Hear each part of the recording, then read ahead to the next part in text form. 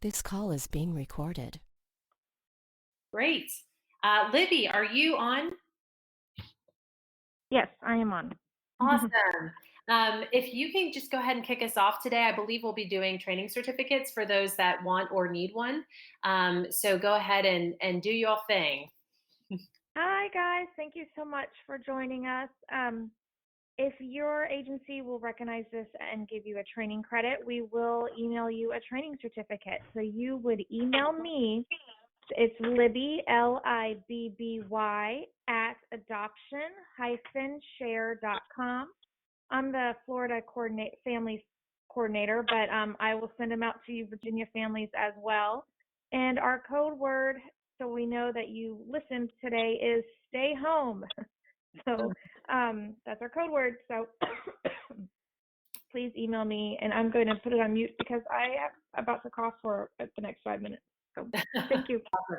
Thank you. We'll repeat that word again at the end. Again, for those of you that would like a training certificate for this call. Thank you again. My name is Thea Ramirez, and I am the founder and CEO at Adoption Share, which is the nonprofit that created Family Matters.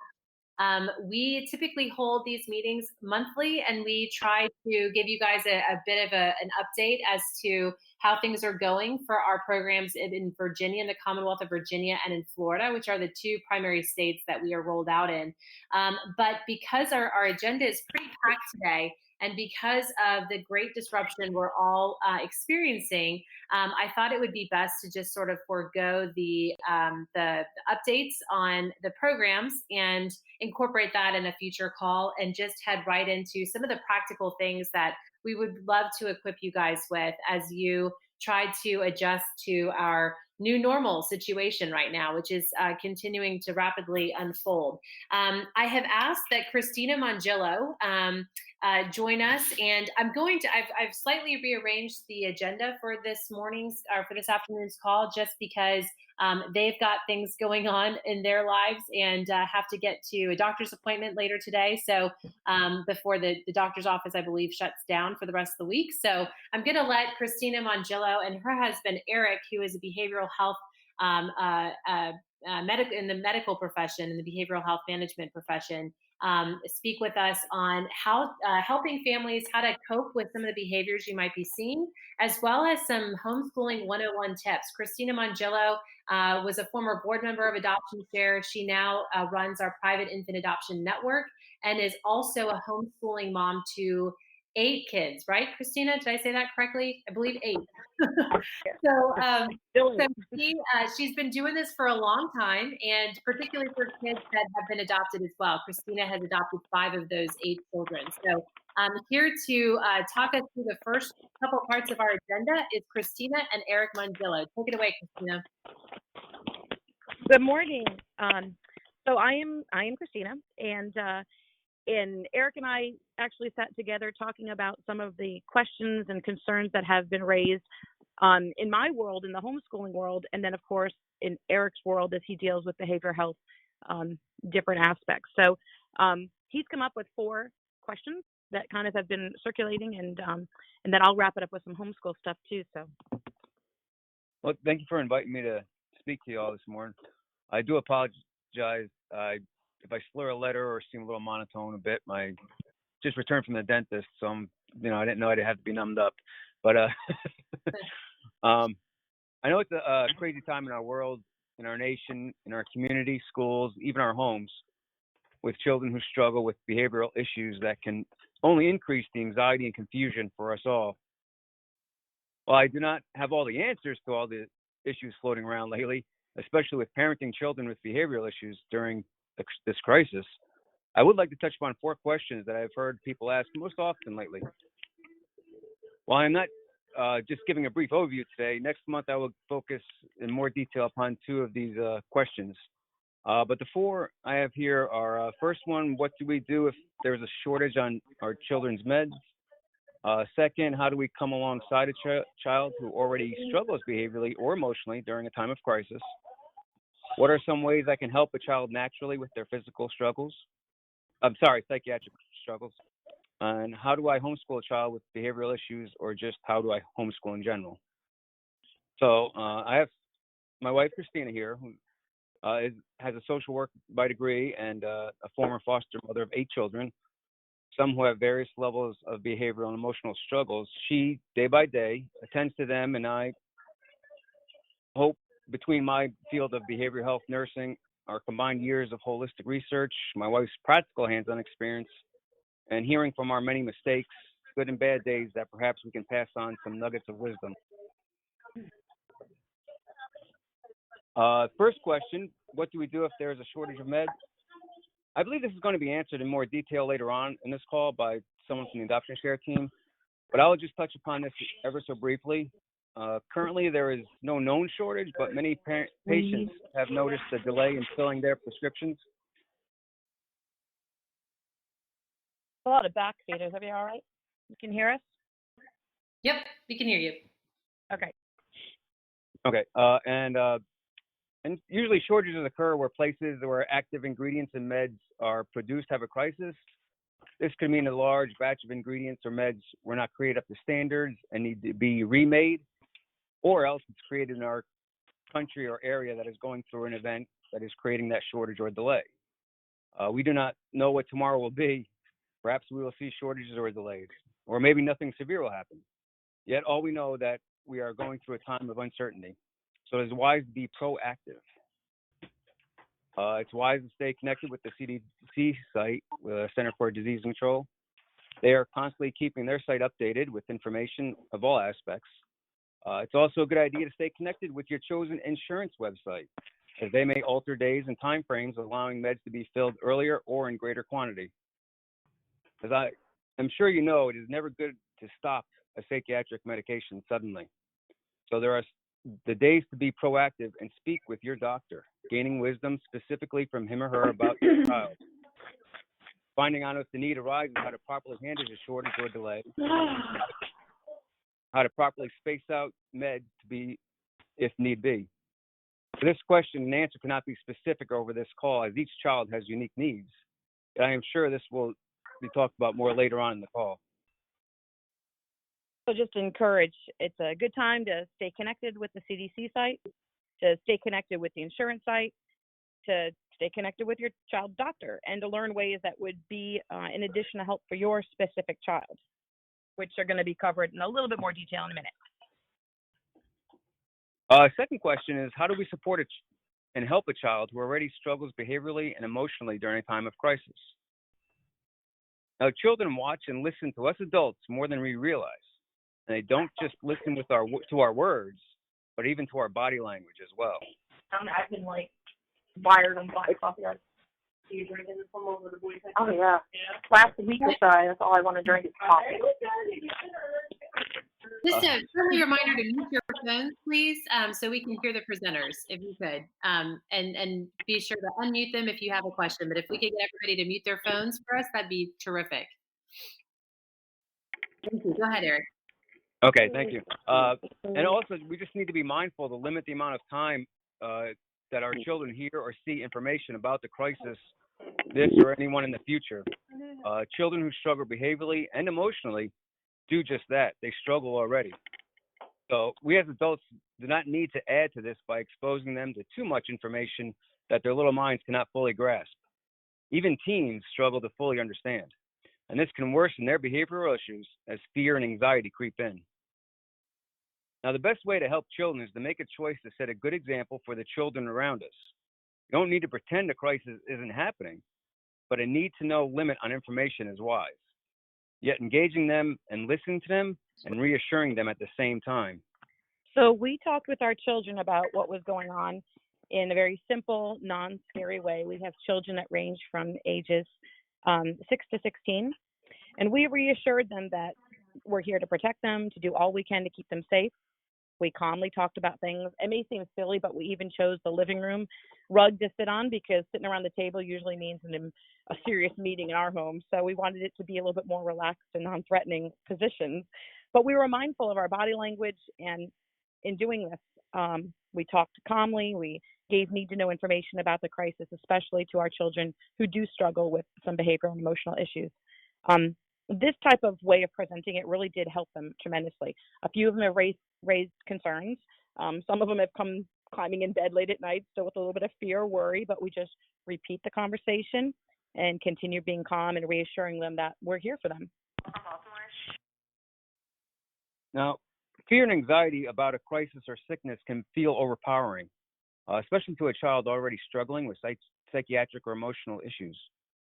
I am sure you will be discussing some of this further in the call later, but I think those reminders, like setting a good example, talking calmly, reassuring them, giving need-to-know information, hearing their concerns, can all greatly help them.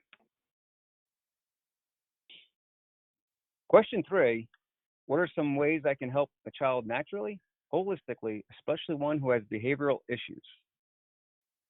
Now, you may have heard this before, but one of the greatest ways that we can naturally help our children, especially ones who struggle behaviorally, is through right foods and good activities.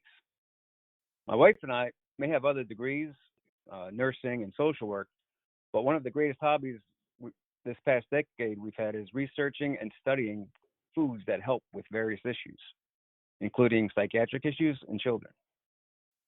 There's an easy way for us to help them and can reap such huge benefits. Taking a moment to think about what is going on and what is going into our children can make all the difference. So we think about those 3 little monkey statues, you know, the ones that cover their mouth, cover their ears, cover their eyes. And we know it stands for hear no evil, speak no evil, see no evil. But for us, we thought it was really neat to view it as such. What is going in our child's mouth, what's going in their ears, and what's going in their eyes. And we actually own a set of those, and we keep that out as a little reminder that those 3 areas that are so vital, because they can have such a drastic change in monitoring our children. So I'll give one example. About 10 plus years ago, when our daughter was in preschool, she would literally not stop. She was beyond hyperactive. And one day in particular, she began banging her head for absolutely no reason. I remember looking down at her like heartbroken, confused. What do I do to help her? And she looked up at me and she said, "Why am I doing this?" That was a huge wake up because we realized she didn't want to do what she was doing and something was causing a problem. We began 6 months of research. We went to numerous doctors to help her figure it out. Fast forward, in the end, we finally, one night, we woke up and said, wait a minute, let's get her vitamin levels checked. She was beyond extremely low in vitamin B12. And sure enough, as soon as we talked to the doctor for the amount to give her and we increased vitamin B12, it was black and white from her personality one day to the next. And for her, and we know this can't be for everybody, but for her, she was actually able to be med-free and to maintain her emotions and her behaviors just by eating right foods, and obviously for her, rich in vitamin B12 foods. Now, we know that every child can't become med-free, but as a nurse, I appreciate the fact that we live in a time where medication for children who struggle are readily available. Yet I also believe, after researching and studying with my wife all these years and implementing it into our family, about how right foods, doctor-approved vitamins, good activities can add to the medications, making them work even better and giving that child an added help. I'm going to give you one other short story. Is we had a foster child here years ago who severely struggled with ADD and was on meds. He still struggled greatly even with his medicine. So we had already done lots of research, as I mentioned earlier, for our preschool, and then we just loved what we were finding. So that literally was our hobby. Instead of watching TV, we would make binders, and we're kind of weird like that. But so after altering this foster child's foods and ensuring he had the vitamins that were approved by the doctor, and then choosing his activities wisely, we saw such a huge difference in him. For him, as most of you probably already have read or may have read, Red 40 was the number one horrible, worst thing for him. So, and of course, what was he bringing? You know, red Gatorade and, you know, red Pops in the summer. And as soon as that was removed from his diet, we saw such a drastic improvement. So much so that we got a phone call from the teacher wondering, what's going on? Like, what are you doing? Because he is a different child. So he was still on meds, but just having the right foods made such a world of difference. One of the best ways we can actually help a child, especially one who already struggles behaviorally, is to think of those three monkeys and help make them choose right with the goes in the child, like good activities, good food.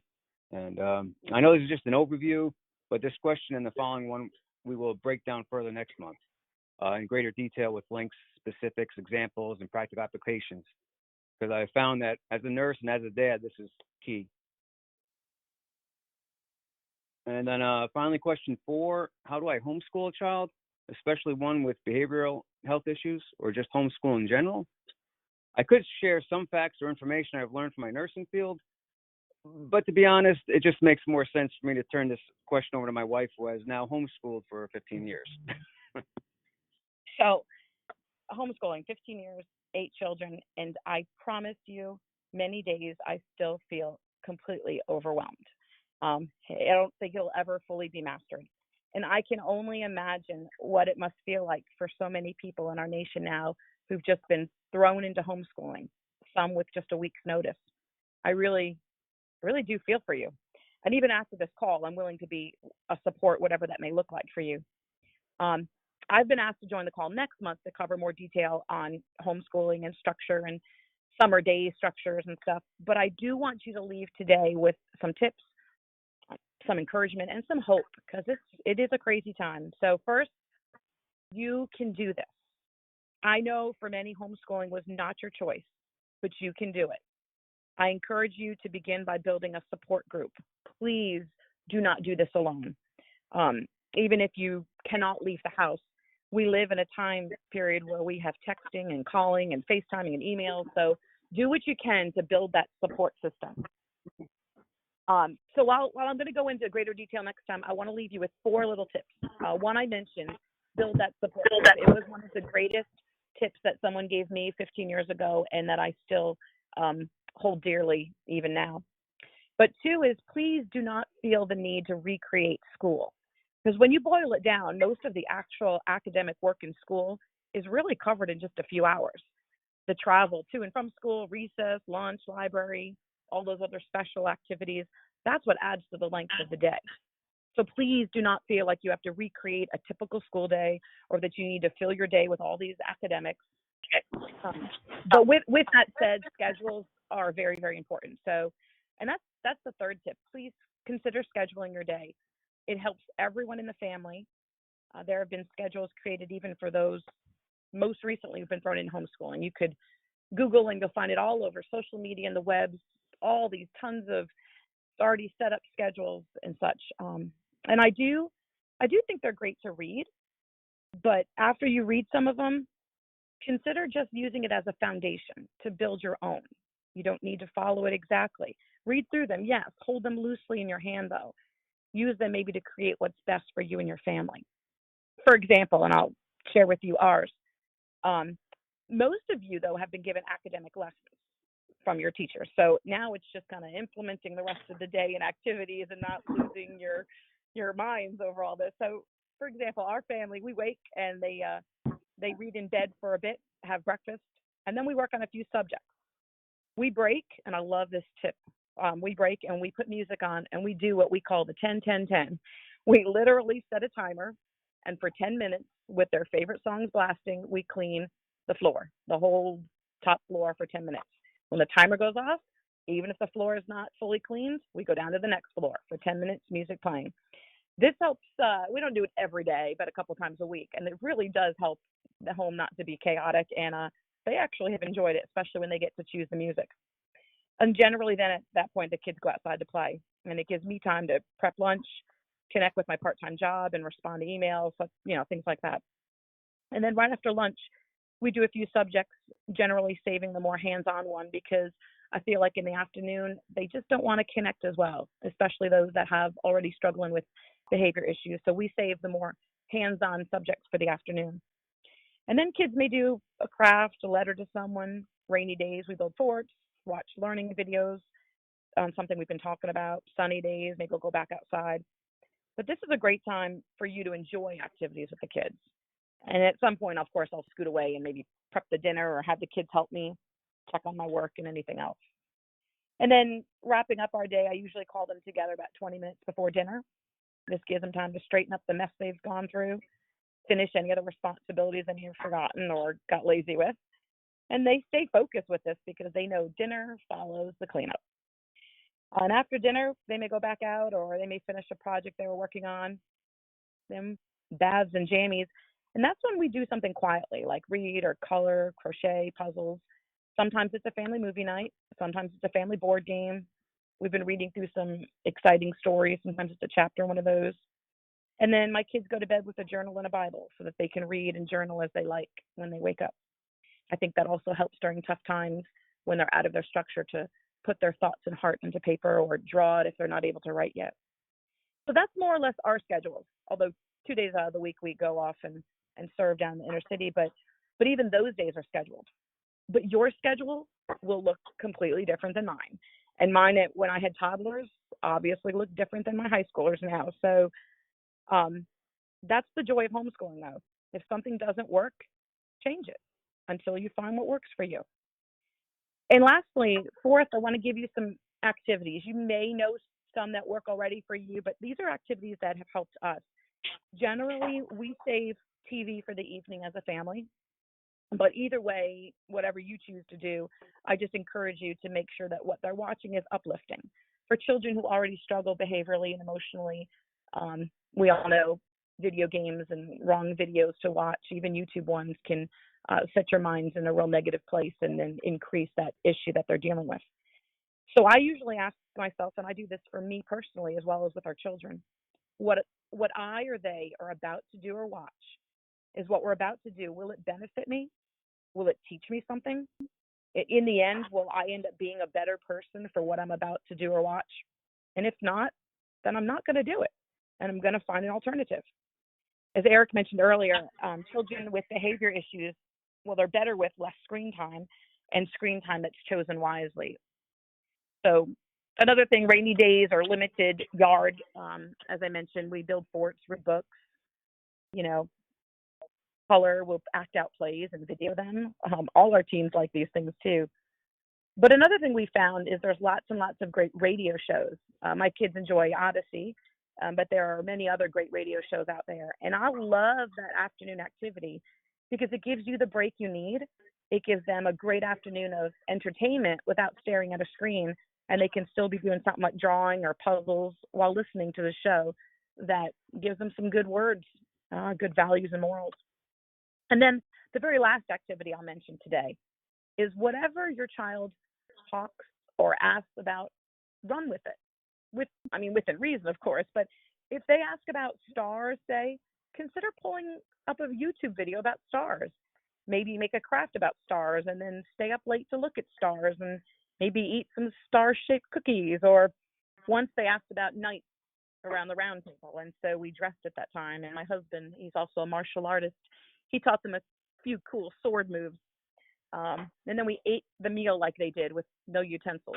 I don't know what I was thinking, ripping off hunks of bread. But so you get the idea. And I feel like if kids get to choose the topic, they're much more fully engaged in what's being taught. So I do feel like structure and schedules to be really, really helpful, especially for children who have just been thrown out of their regular schedules and into homeschooling. And for you moms and dads, so I hope it gives you a little bit of direction, a little encouragement, a little bit of hope. Yeah. Awesome. So those are the 4 questions we heard asked most often lately. So let me just leave you with this to wrap it up. Let's stay proactive. Let's stay connected. Let's stay calm. And let's set a good example. Let's be mindful that right things are going into our children. And let's create a schedule that works best for our individual families. So we hope we can connect next month, but and hopefully when Eric's mouth isn't all numbed up and sounding so weird. But hopefully we can talk in greater detail and greater conversation, especially in regards to his questions 2 and 3, which is natural and holistic ways to help a child, particularly with those struggling with psychiatric issues, and homeschooling now. Who knows how long we may have to, and then even summer schedule tips and suggestions. So that's what we had for you. Hopefully that was helpful. Thanks, everyone. Thank you, guys. Thank you, Christina, Eric. We're going to hold questions to the end. So I'm going to zip through the next component of this because we realize that for many of you, you might not yet have kids in your home. And maybe some of you are waiting for that match. And so we wanted to, as a team, we were thinking through what are some of the anticipated impacts, both for those that have been recently matched and also for those that are waiting to be matched with a child, and some things that you can expect. For those of you that have been recently matched, here's what we're kind of anticipating in the weeks and months ahead. Expecting longer delays in responses from workers. You guys might all be rolling your eyes with that because sometimes there are delays just in general.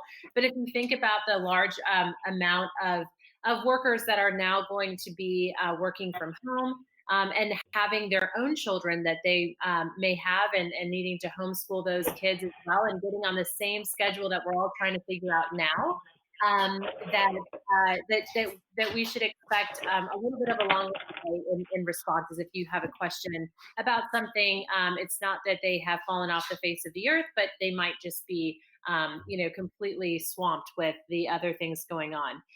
Expect virtual everything. So now's a really great time to make sure that you've got great Wi-Fi, good cell reception, because from here on out, it's a lot of everything is now going virtual. So conferences, chats, even full disclosure, we don't yet know kind of the legal implications of this and how much can be shared virtually, but certainly because meetings will be replaced with virtual conferences. There's ways in which are still even now being explored about how to provide the vast amount of information on a child you might be matched with as well. And then expect delays in placements for those of you that have been matched. Remember that the courts have to issue those placement notifications, and issues of that. And so if the courts are adjusting to this impact of the virus, we know we've heard from several different judicial circuits throughout the country that they are going to Zoom and other kinds of virtual conference types of applications. But certainly we don't know the priority of who's going to be top of the line, and what cases judges are going to be working on first. So definitely expect delays in the placement itself if you have a current match as well. And then lastly, just expect that transition plans may have to adapt.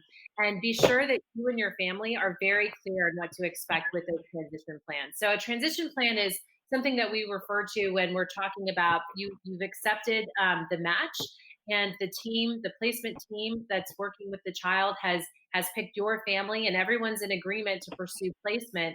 The transition plan is a very well documented and thought out plan that involves a lot of different stakeholders in the child's life, and they try to come up with a plan that will ease a child into your home in the best way possible. Given the constraints around schools being closed and offices being closed, expect that those transition plans that might have been capitulated to you might need to adjust. But here's the catch, guys. For those of you with matches that were expecting placements or are expecting placements, make sure that you're touching base with your worker to get a real time read on what's going to happen in light of this pandemic and how that's going to impact your transition plan. So it's all about communication on that point. The next couple of slides, which will again make the slide deck available to you all after the call, but these are just standard questions that we encourage our families to ask when getting matched, when receiving notification that they've been chosen, they've been matched with a waiting child. Make sure that you're sort of thinking through these questions, like asking when full disclosure will occur. And how full disclosure will happen. So going back to that question around, virtually allowing disclosure to happen, there might be new things that will, new precedents or a new manner in which that paperwork will be disclosed to you. So make sure that you're asking not just when it will occur, but how it will occur, and how long you'll have to review that information before determining whether or not you're going to accept that match. Another really important question to ask is, has the child been legally freed for adoption? In a handful of our offices or CBCs in Florida, because we don't photo list children on our website on Family Match, we do have a very small minority. It's definitely probably less than 5% of all of our kids online are not yet legally freed for adoption. So they've been put on Family Match because it's very, very, very, very, very, very likely that the case will have a termination of parental rights, and it will move forward in that direction. And so the child might need a new placement. And if that's happening, they definitely want to make sure that that next placement is a family that will adopt that child. So it's just important to ask, has a child been legally freed for adoption, to level set your expectations. Ask about that transition period. We've touched on this, and these are some great supporting questions that can underscore that amount and what you can ask about to get really good on and level set on what to expect during that transition process. And lastly, ask about the child's children placement in your home. So, ask about when the time frame for placement will be, what kind of paperwork or court hearings needed to be had before the child's placed in your home. How will that happen now in light of this pandemic? These are great questions to just have on hand as things start moving forward with your individual cases that you might ask your worker, and have some really great real world information to help both level set your expectations, keep you apprised of what's happening, and also just makes for a much better, happier transition as you move forward with placement. For those of you that are waiting, that have not yet been matched, we have some really great, virtually everything that we talked about for the other set of people that recently had matches. But also, there are things that you can do now to continue to stand out. Our workers are transitioning from office life to home life and working from home. That does not mean that they are no longer going to be trying to match kids and families. So though it might take a minute for them to adjust to their new surroundings, make sure that you're updating your profile. Make sure that you're seeing that your profile is complete. Make sure that your welcome letter to workers, excuse me, and this is me working from home right now, outside. So make sure your profile is complete, your welcome letter is up to date, and a helpful tip here is maybe on your welcome letter, in light of this virus and the fact that we're all kind of having to do things now from home, maybe provide helpful times that during the day that you're most available now, and so that way workers will know when a good time is to contact you about a waiting child. Lastly, I just wanted to talk about, for those of you with placement. So this is when a child has moved into your home and you are on the process or on the journey to finalizing that. For those of you in Virginia, that's a 6-month process. In Florida, it can be a minimum of 3 months, but if there's any significant event that has happened, it typically that 3-month time period resets and starts over again. Again, for those of you with placements, expect everything virtual. So again, check those connections. Make sure you've got great cell service and internet coverage to help you have those conversations on a Zoom or Uber conference platform. Think about how that's going to happen with chats and conferences.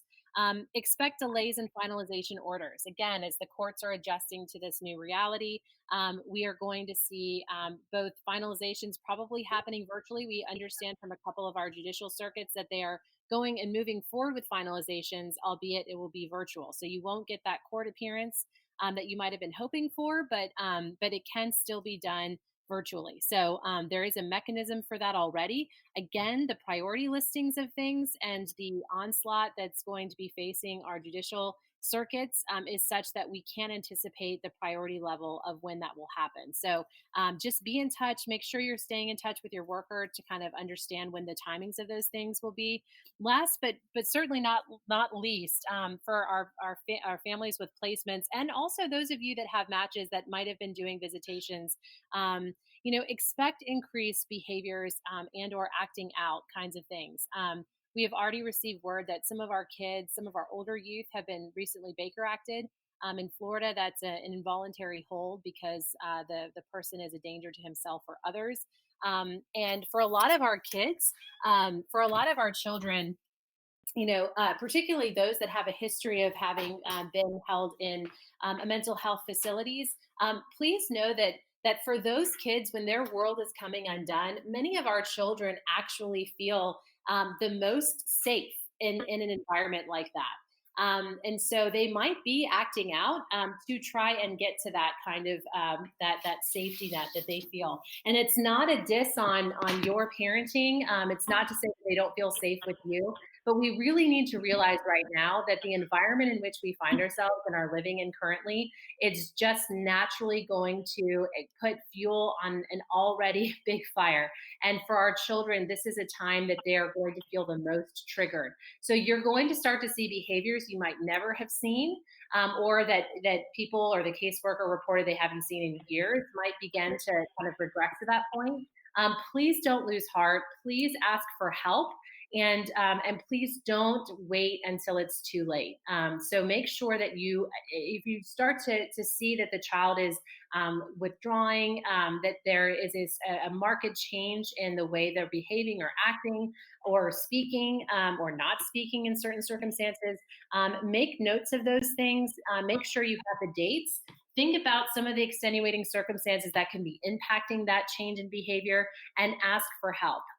The last portion of this call, I'm going to hand it over to Amy Simpson right now and Whitney Zatzkin to talk to you about where you can go for help, and what resources are going to be readily available to help bring stability to your home when, not if, but when these kinds of things start to happen with our families with placements.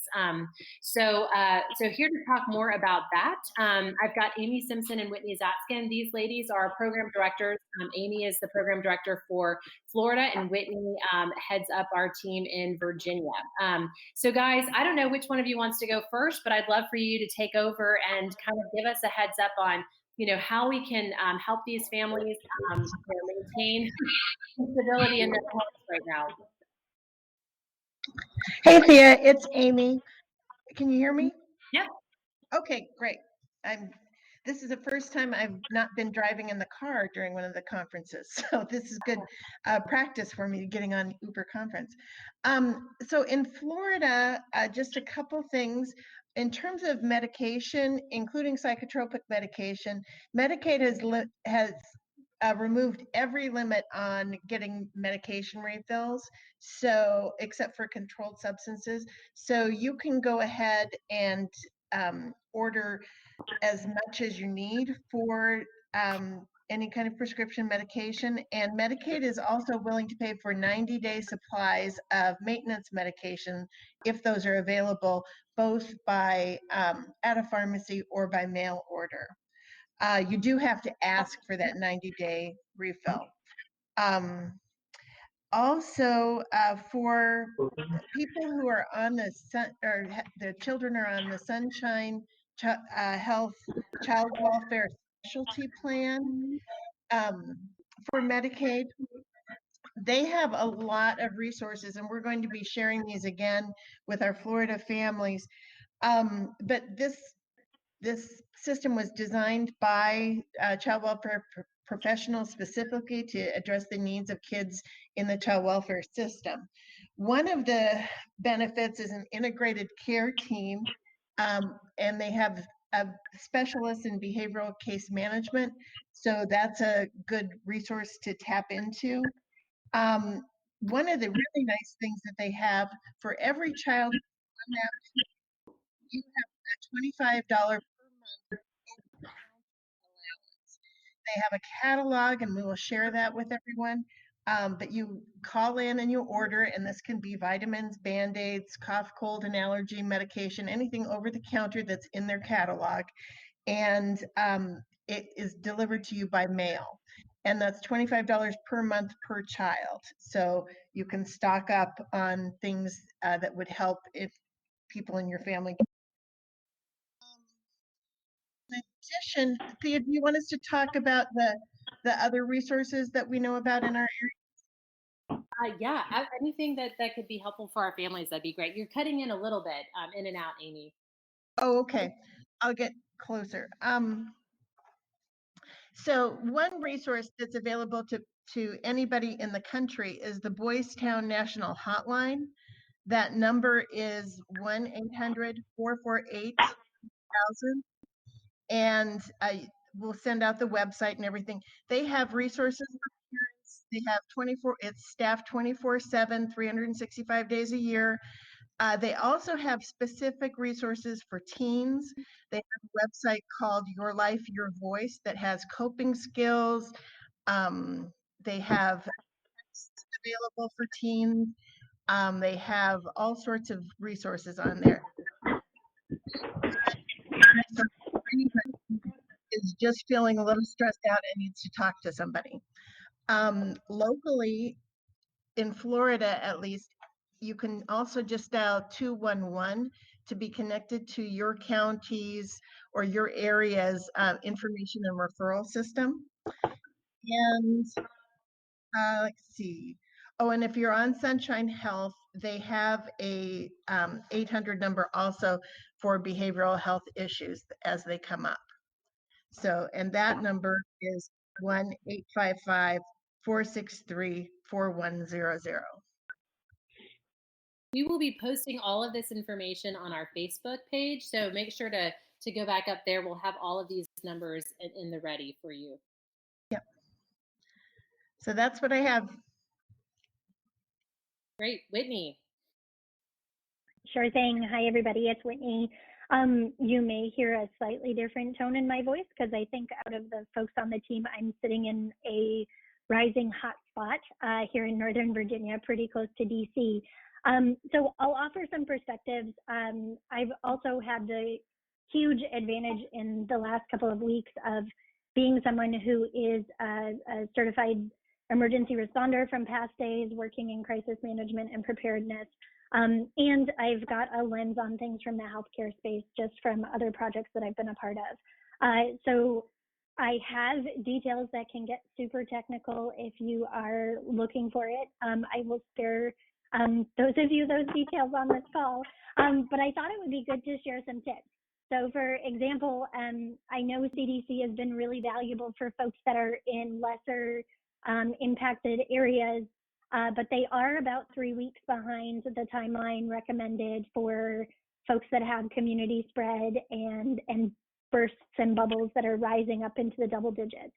A good rule of thumb is that whatever you hear on the news is the number of cases in your area, multiply it by 5, and that's probably closer to where we are, and that number is actually, the multiplier is starting to rise up. And so I don't offer that to scare everybody. I offer it to incentivize you to stay at home and get to know your friendly local video chat service to keep in touch with folks. I know my kids and I are doing a quote unquote PE class twice a day, and we're going around the neighborhood and we bump into some friends and have, you know, shouting conversations from their porch to our sidewalk. But, you know, you make do, you get creative. I wanted to recommend WHO, World Health Organization, has some great resources. It includes a diagnostic screener, which is a little matrix, and we can circulate it to you all. But it helps, as you guys know, this is allergy season, and it's also the closing end of influenza season. So lots of folks are getting curious things happening. Some of them are just upper respiratory infections, and they have nothing to do with coronavirus. It's, you know, good to keep track of things, but this table can help you kind of see some of the differences. One of the biggest things that I'm pointing out to folks is that there is circulating rumor that there is some stomach issue that happens with coronavirus. It's in really small numbers of cases, like fewer than 5%. So for right now, if you do go into some sort of GI distress, and perhaps that's why a lot of people bought all of the toilet paper on the earth, if you do find yourself in GI distress, good news-ish, it's probably regular flu or norovirus or something else that is taking over. I will circulate those links to everybody. I think the other big thing that I wanted to let folks know about is this is a droplet spread virus. It is not something that goes aerosol like Aquanet hairspray in a room or Febreze. It falls down when a person sneezes. That was a huge discovery only made about a week and a half ago by some researchers, and that means that it can't if somebody sneezes in a room, it's not still going to be there for contagion 5 hours later. So still really good to wash your hands. As I'm sure folks on the phone will know, soap and water is your best friend right now. This virus has a bilipid layer, which means fatty tissue on the outside. Well, not tissue, but fat on the outside. And soap is really good at getting through that. If you've ever washed a greasy pan, you know that your dish soap is your buddy. And then locally, I just wanted to mention, while this call's been going on, I was monitoring the press conference from the White House on another screen. As of a few minutes ago, the federal government has mobilized a lot more resources, including some medical manufacturing parameters and provisions, and liberated some resources for that. Congress is moving forward with a sort of financial supplement to families to offer some relief as people go through unemployment or reduced work hours, and whatever else it might be. There's a bunch of us hoping to mobilize FEMA resources for the caseworkers on the phone. That would obviously get you a lot of field support in your communities. And I also wanted to offer, as we're waiting for the FEMA unemployment, financial, legal, and other relief packages, United Way has launched an economic relief line. I have no personal, I don't know the specifics of what they're looking for or what the parameters are, but they may be able to help you if you're going through, for example, if you're a restaurant worker who has gone through a reduction or elimination of hours for the next couple of weeks because of a community declaration. That number is 866-211-9966. Lastly, I just wanted to make folks aware, and I've seen consistent information coming out of Virginia Medicaid. I've been messaging the director to hopefully get clarification specific to foster youth. In recent days, and quite literally one of these changes happened yesterday, the federal government has authorized the Centers for Medicare and Medicaid Services to encourage waiving a lot of regulatory hurdle.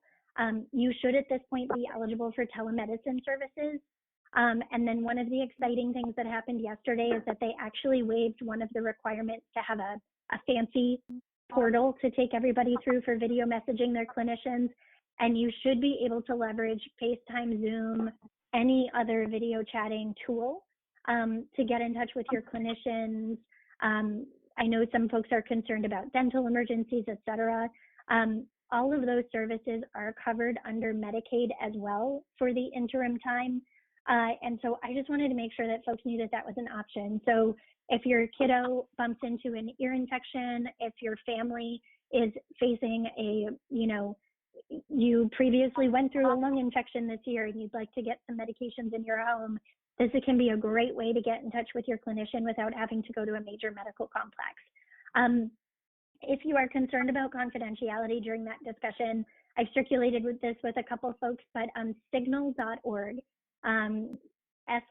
signal.org. It's a nonprofit organization that has a free, confidential, secure messaging and video chat tool that you can leverage. It was created by a bunch of patients who wanted to be able to swap details back and forth and keep some confidential security issues on their line. Caseworkers, I think this is an awesome tool for you guys to be leveraging to have a little bit more protection for your most vulnerable cases. It's a great way to do wellness checks, to document things. And then, I wanted to let everybody know myself and others on this call are working very hard to put forward policy requests and executive order requests, both going to the Bureau of Children and Families at the U.S. federal level and here in Virginia at the state level. And I know Amy's doing it down in Florida at the state level to make sure that proper documentation doesn't penalize your case portfolio. So if you're doing a remote meeting, you get the thumbs up that counts as a remote meeting. I know in the past that hasn't always been the case. And then lastly, I would be remiss if I did not also mention a couple of fun, quirky things for the household. Headspace has a COVID-19 page where they have a couple of yoga meditation moments. There are several folks, including the Livestrong Cancer Institutes at the Dell Medical School in Texas, who are offering yoga classes virtually. Perhaps it's a great way to bump your kids into just some stretch time so, you know, you can take a breath yourself. It's a great way to stay connected with your kids and see what funny pretzel shapes you can get yourselves into. You know, we're a big musical family, as you guys know, who have been on the calls before. Broadway HD has a 7-day free trial available, and you can stream a whole bunch of really incredible Broadway musicals or theater productions. You know, I'm continuing to track and share things like that on my personal Twitter page as best I'm able, and I'm happy to share with caseworkers. Outschool, OUTSCHOOL.com is, there are some fees required for the classes, but they are posting and sharing some really fun classes like learning how to do hair and doing financial management classes with teenagers and some of the more pragmatic out of the classroom things, while also offering and supporting, you know, your algebra, geometry, landscape, and stuff like that. I know in my home, we have teens, so they're somewhat entertained by the Mo Williams doodles at, you know, the lunch hour. But these more intense things that are pushing their creative boundaries with coding, you know, for 20 or 30 bucks for a couple weeks of class, have been a huge, huge, huge resource for our home. Lastly, I wanted to offer, I know some DSS offices have been able to acquire and share with vulnerable families some grocery gift cards.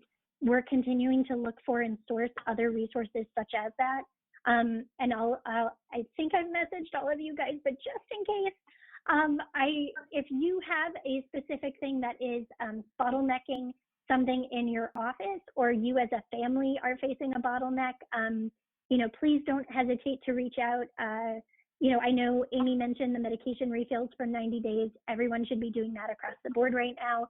Get it in, get yourself in the queue in case, you know, you bump into something. But also, you know, something that we're concerned with is as kiddos enter this state of distress or they learn about school being closed. I know up here in northern Loudoun County has closed school for the rest of the year, and they're still waiting to communicate the next steps to families over this week. If you're in that kind of a jam, please reach out. I'm going to be hosting virtual office hours for folks to just drop in. You know, we're here. Amy, Sia, myself, Libby, everybody on the team here, we have really extensive networks and folks who are willing to jump in and help and like think through creative solutions or possible hacks to certain situations. You know, we can't do it without hearing from you. And so please don't hesitate to write us or let us know. We're continuing to advocate.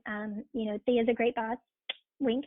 And she's been really supportive of all of us going above and beyond to get stuff out there.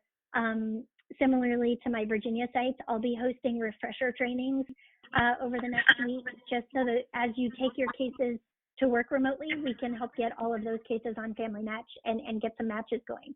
I think that's everything that I had. So Thea, I'll turn it back to you for Q&A. Would love questions. I believe Eric had to go. He has to take his daughter to the doctor's office. But if anybody has questions, we'd love to make ourselves available in the time remaining.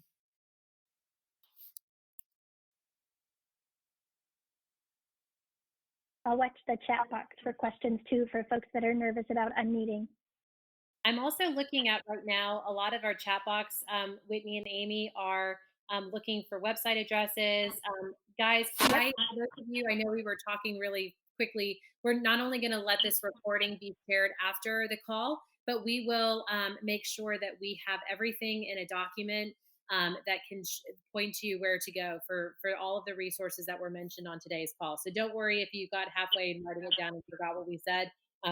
We'll be sharing this on our Facebook page. That's just facebook.com/adoption share is probably the easiest way to get it if you're not already on our email list. Any questions? I will share a link too while folks are working on their questions. The National Child Trauma Stress Network came out with a really great just how to talk to your kids walkthrough, and everything that Eric mentioned about making sure you don't sort of accidentally overshare and traumatize. And so I'll find it online again and make sure I share that out to folks. Any other questions or comments? Words of encouragement? Tips that you guys might have come across?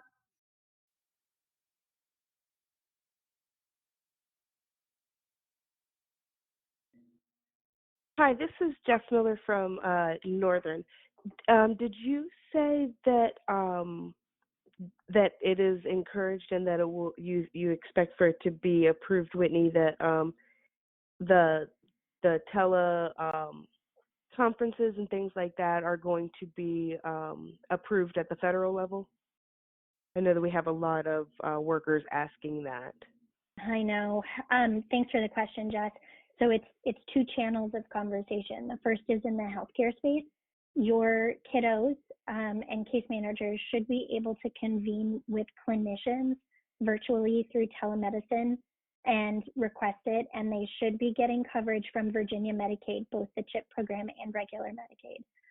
If you bump into a clinic that's like just, I ran into this on Tuesday, guys. I went to my allergist and they were just totally zonked and overwhelmed and didn't know where to turn. So if you need to be the educator in that space, let me know. I have resources for you, but that was approved and authorized by HHS last Thursday, and yesterday they made it so that it does not require fancy HIPAA compliant software. On the other side of things, for court approvals, official communications, and the pulse of 30-day wellness checks that require a formal report and quote unquote in person is the language used in the guidance.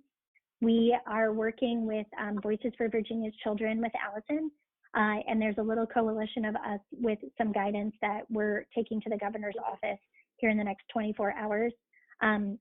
It is something that we are struggling to balance right now. The way that it has been mentioned to folks down in the Richmond area, from what I understand, is that you can convene that way, but it's not going to officially count as a check. And that is not okay for us. And so we're trying to engage and get clarification on making sure that it counts as a check for your team. Similarly, of course, the kinship connection efforts to keep a child connected to family, those have to be virtual right now in order to adhere to the governor's guidance about fewer than 10 that we have here in Virginia. So we're just trying to we just really want to make sure you guys are covered. And so we're trying to get a specific sentence that says, yes, you can do this and it will count for a period of 30 or 60 days or something like that, so that we don't have kids compromised. I'll also share for Virginia folks, we're working on language and pads through devices and making sure that youth have priority access to school devices when areas are able to distribute again in 2 weeks, if they don't already have a device, and trying to craft a way to get, if there's just a home with no device and no internet, getting hotspots out to them through the Educators MiFi network that the State Department of Education has. So stay tuned. I'll get clarifying answers as fast as I can over to you guys. Does that help? Oh, yes, can I ask a follow-up question? In terms of particularly for kinship approvals and TB screens, are we including TB screens that can be done virtually? Ooh, good call. Since it's just questions. I will double check, but it should. It is just it. Sorry, I'm just. I mean, it's endless, right? But that's a question that a lot of localities have had, and that's a concern for a lot of folks. So my approach has been, thankfully this governor is a clinician, and so I have been documenting everything against basic clinical preferences in pediatric and internal medicine and the way that those are changing. So I can tell you right now, like Advanced Maternal Fetal Medicine Society, they're transitioning any appointment that would just be a list of questions to be approved for virtual meeting. And so I will double check on that and get a note out to all of you guys. If you haven't gotten an email from me, can you make sure to send me a note, guys? I know some of our awesome folks at the DSS office headquarters circulated the announcement about the meeting, and I just want to make sure I follow up with everybody in bulk with these updates. So yeah, I'll check on that specifically. like quite literally my next 2 calls are with the emergency management office at FEMA, and then heading down to this, I keep calling us the little policy SWAT team here in Virginia to get you all support. We're also tracking the part-time employee situation that may be impacting you guys and trying to figure out how to get those folks to stop having to use vacation time and get support for their hours.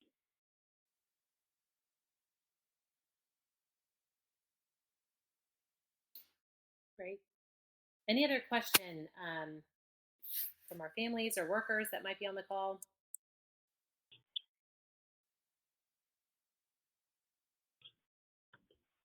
Okay, for those of you that need a training certificate, Libby can hook you up with that.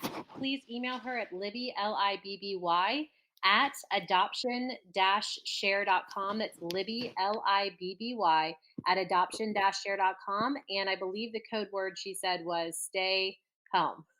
So do that. She'll email you back a certificate you can keep in your portfolio. Many of our agencies are counting that for continued training for their families. So we're happy to hook you up with that if that's helpful. Stay tuned. Check in with our Facebook page. We'll make all of this available for you guys. The video chat today, as well as the list of resources. So we'll be sending that out shortly. Thank you so much. Stay safe and healthy. And if you need anything, please don't hesitate to contact us. You can do that by emailing us at support@adoption-share.com. That's support@adoption-share.com. Thank you guys so much and have a wonderful rest of your day. Thanks, everybody. Thank you. Thank you. Guys. Bye. Bye.